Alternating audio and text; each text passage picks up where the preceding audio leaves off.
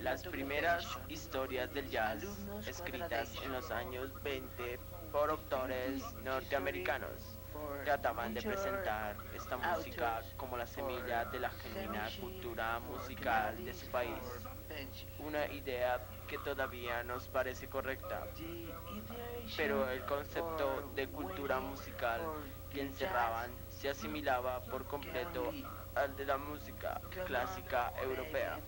Por tanto, prácticamente ignoraban el componente popular y lo consideraban superado y ennoblecido.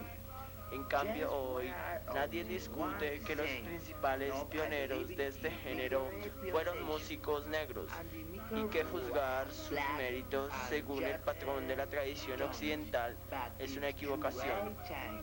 La propia suerte del jazz lo ha puesto en evidencia en un sentido que sin duda no era accesible hace 60 años.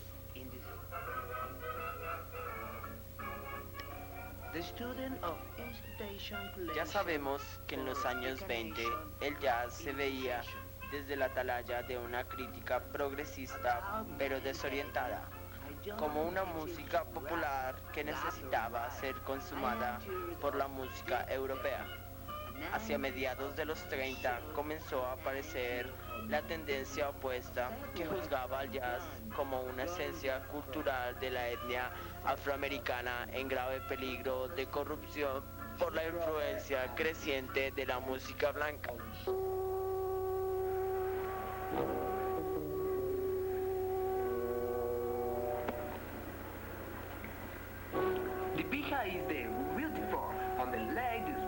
Naturalmente, las investigaciones rigurosas fueron surgiendo a ritmo creciente, pero incluso en momentos relativamente recientes, el análisis se vio perturbado por circunstancias ajenas a la música.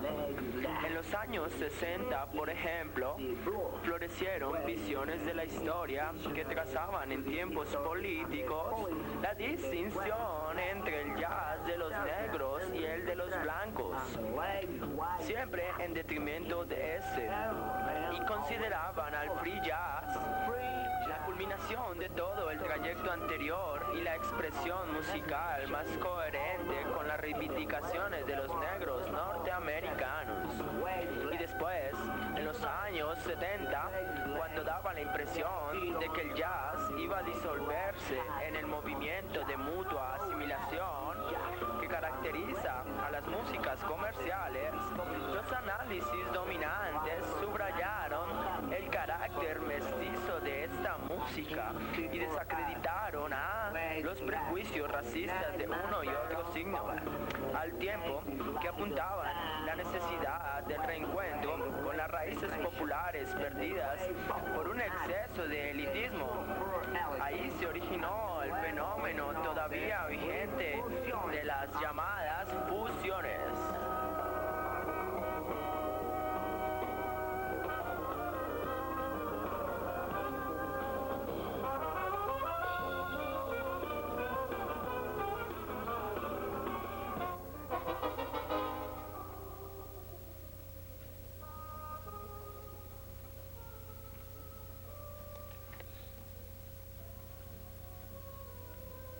Lies upset Chicago. All the Con el musicians tiempo, came ha to quedado hard claro, lies. a nuestro What juicio, made lies que las upset fusiones Chicago no so constituyen la corriente principal del jazz de los últimos lustros. Más bien al contrario, que la fusión consiste en realidad en un punto de no retorno, originador de otros estilos musicales, como muy bien se ocuparon de demostrar antes que nadie sus antiguos abanderados. Al distinguir perfectamente entre sus trabajos jazzísticos y los de otros géneros. Estas afirmaciones no pueden escandalizar a quien recuerde otras fusiones de antaño.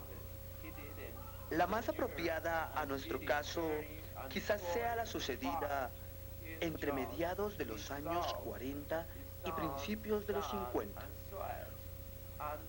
cuando músicos de formación jazzística como Louis Jordan, Eric Bostic, Billy Doggett, Ray Charles, etcétera, se fueron inclinando hacia el rhythm and blues de soul, el rock and roll u otras formas de música popular menos intrincadas en el jazz.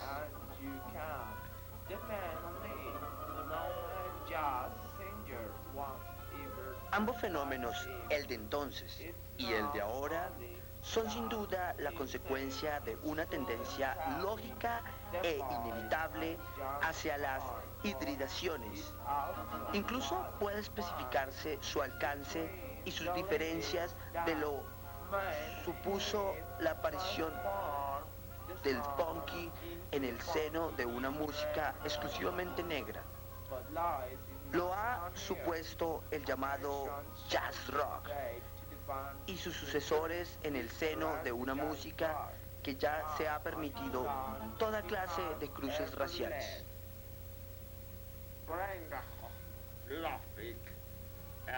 El momento del apogeo del jazz consiste con los años 50 por razones obvias.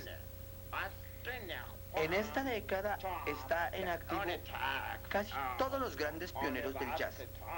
Han madurado ya los jóvenes, revolucionarios del bebop, y aparece con fuerza una gran generación dispuesta a asimilar y a sintetizar el legado de sus mayores.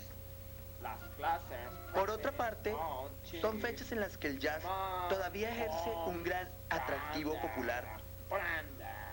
A lo largo de los años, el rock, el soul, el pop y otros géneros restarán cada vez más audiencia al jazz, sobre todo por su mayor funcionalidad como música bailable. El mercado se reducirá y por tanto la aparición de nuevos talentos jazzísticos será cada vez más rara.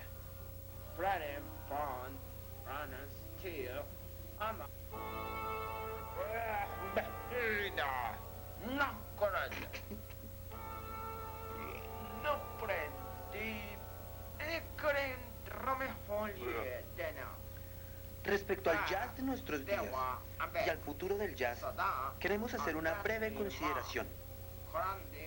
El criterio según el cual el jazz más complejo es mejor que el más sencillo está muy arraigado en un cierto sector de la crítica.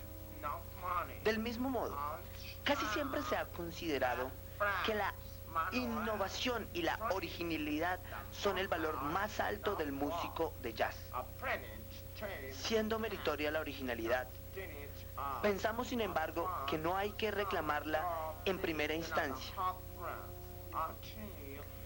El crédito concebido de lo nuevo ha distorsionado gravemente la lectura de la historia del arte de nuestro siglo posterior a la emergencia de las vanguardias históricas. Pero afortunadamente ya se está corrigiendo este exceso.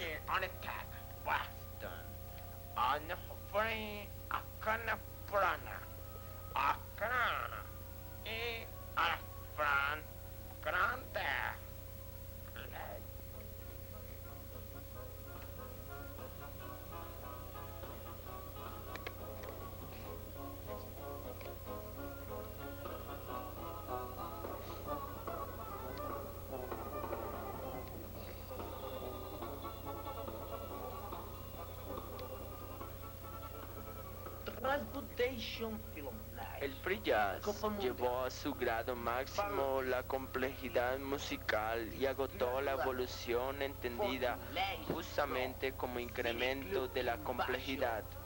Si cabe esperar innovaciones en este género musical, no serán precisamente de tal tipo. Las generaciones más jóvenes de jazzistas, surgidas a partir de finales de los años 70, han asumido con un encomiable sentido común que hay que aprovechar las lecciones del jazz clásico y esperar a que las evoluciones futuras se presenten por sí solas, sin mayor empeño por la originalidad. Esta descripción se aplica con similar justicia a Scott Hamilton o a Wynton Marsalis, a Mulgrew Miller o a Davis Murray. Por diferentes que sean sus estilos, todos ellos se inspiran en un pasado más o menos lejano, que cabe perfectamente bajo la etiqueta de tradición. Les ha tocado jugar un papel discreto y casi ingrato, pero no cabe duda de que los frutos de su esfuerzo se verán tarde o temprano. De momento han conseguido lo que no es poco, devolverle al jazz la conciencia de su rango y sus potencialidades.